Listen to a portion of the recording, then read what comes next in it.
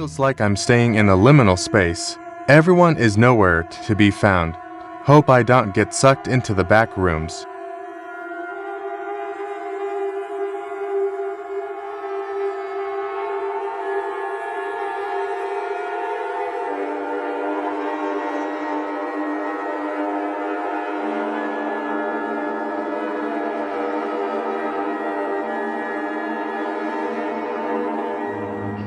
Liminal Spaces. What's up, everybody? Welcome back to the channel.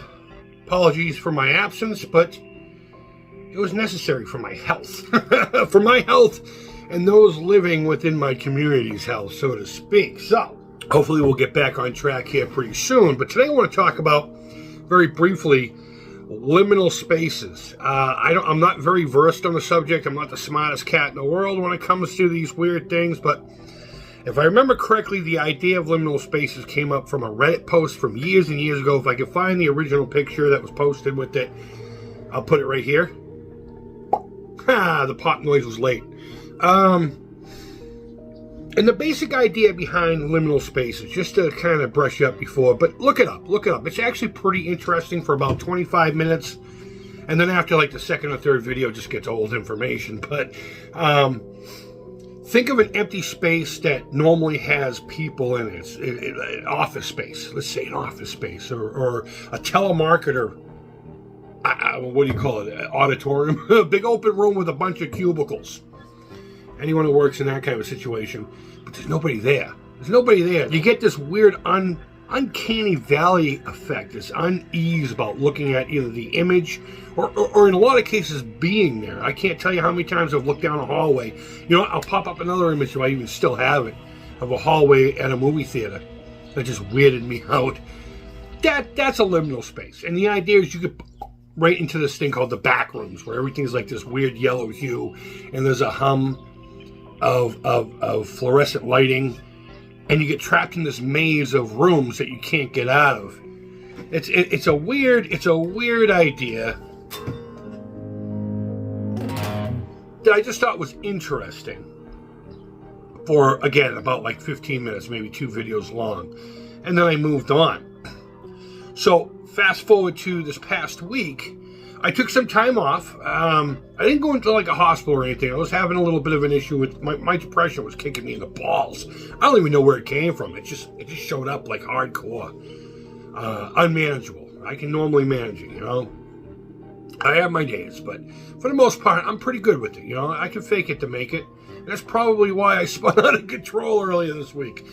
But instead of going to like a hospital, I went to this place that was a they call it a CCS, a Community Crisis Stabilization Place. It's not even a unit, it's like a place. And you can come and go as you please, as long as you're back by 10 o'clock, you know.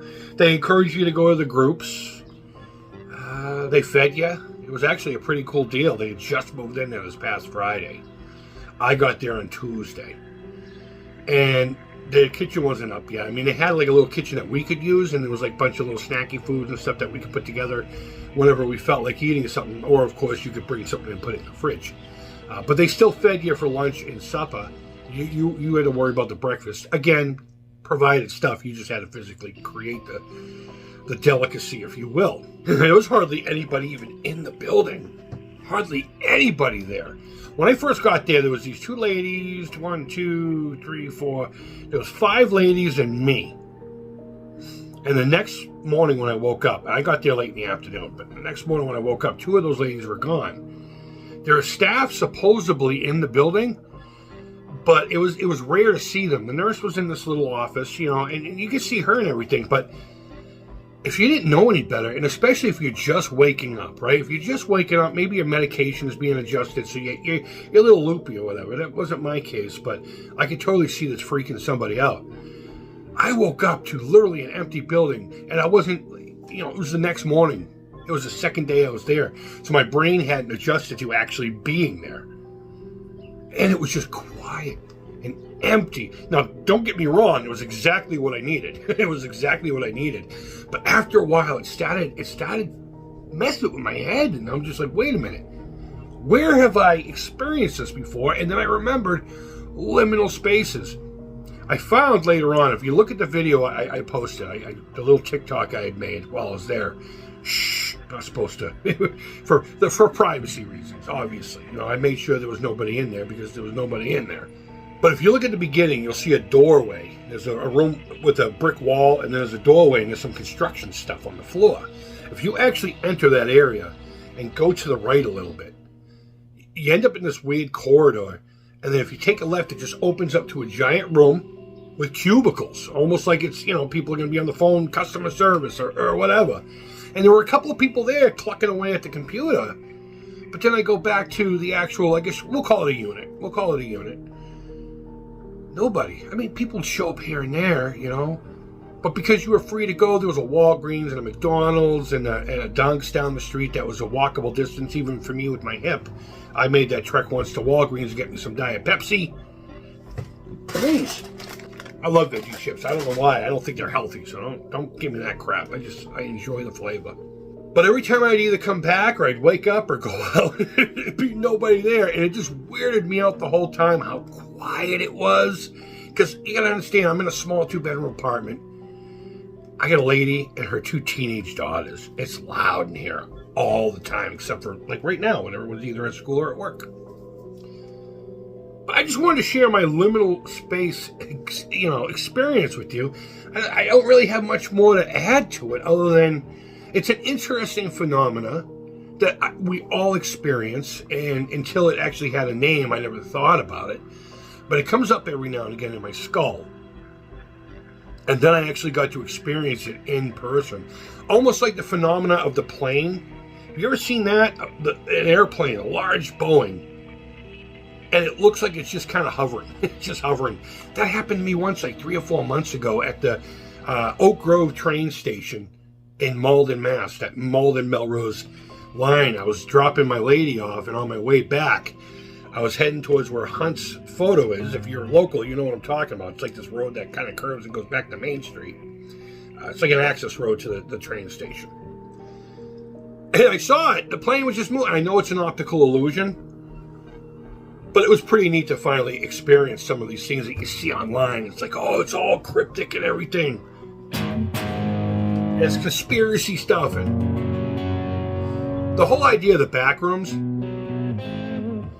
kind of weirded me out. But overall, I just thought it was a fun experience that I wanted to share with you, since this is supposed to be a personal vlog.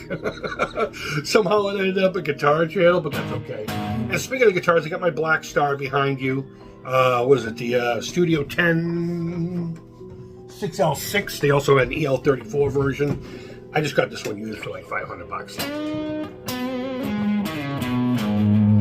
And I got my my first act. I don't remember what the model number on this is because I bought the neck separate and it's from a different model. The original one came with a maple.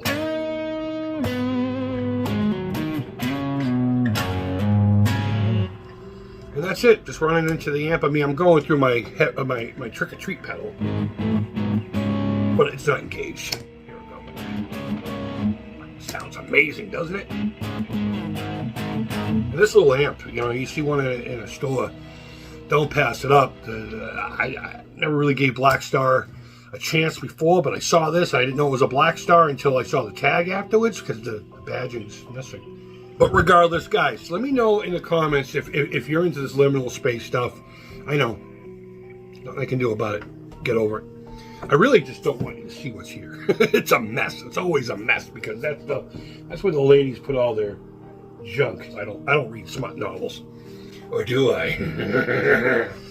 But either way, let me know down in the comments if you either experienced it or if you're into liminal spaces or if you've researched it. Come back and be like, hey, you're right, that's weird, or dude, that's dumb as shit. That's stupid. And I got a whole bunch of new subscribers I noticed lately. So thank you so much. I really do appreciate it. And if you enjoy the weirdness and the inconsistency of the channel, please hit that button and become part of the... I think I'm going to call it the Ding-a-ling crew. Hit that bell. Be the Ding-a-ling to the creepy crawl. And wherever in the world you are, I hope you're doing well. Until next time, take care. Keep it real. And bye-bye.